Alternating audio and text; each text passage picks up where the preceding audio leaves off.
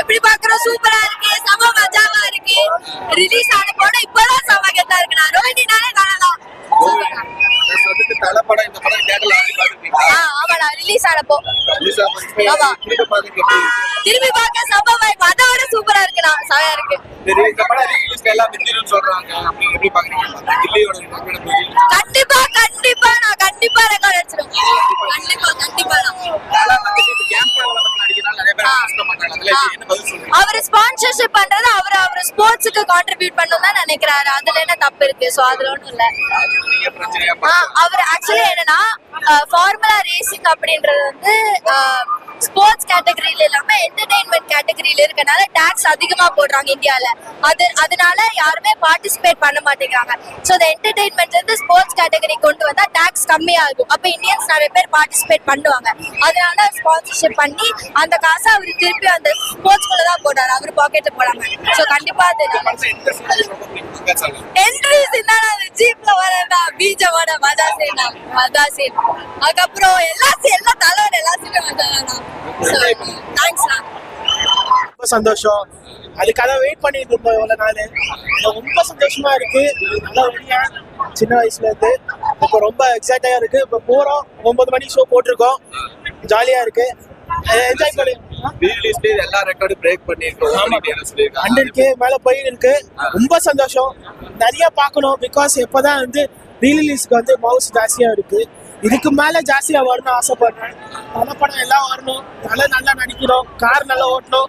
அது எங்க தலை ஃபேன்ஸ் ரொம்ப சந்தோஷம். பிரேக் பண்ண நினைக்கிறீங்களா? ஃபர்ஸ்டே பிரேக் பண்ணிட்டோம். இதுக்கப்புறம் இன்னும் பிரேக் பண்ணுவோம். தளபதிக்கு நோ ஹேட்டர்ஸ். பட் ஸ்டில் தலை வந்தா எனக்கு சந்தோஷம். போறோம். ப்ரோ நம்ம படம் எல்லாத்தையும் பிரேக் பண்ணோம் ப்ரோ. நம்ம என்ன சொல்லுவோம், அது அப்படியே இது ஜூம் பண்ணுங்க. அது வெளிய நிக்குது. ஜூம் பண்ணுங்க. இது இப்ப போட்டது. இப்பதான் போட்டோம். உங்களுக்கு இந்த மாதிரி போடணும்னு தோணுச்சுன்னா சசி சிக்கனை இன்ஸ்டாகிராம்ல ஃபாலோ பண்ணிக்கோங்க.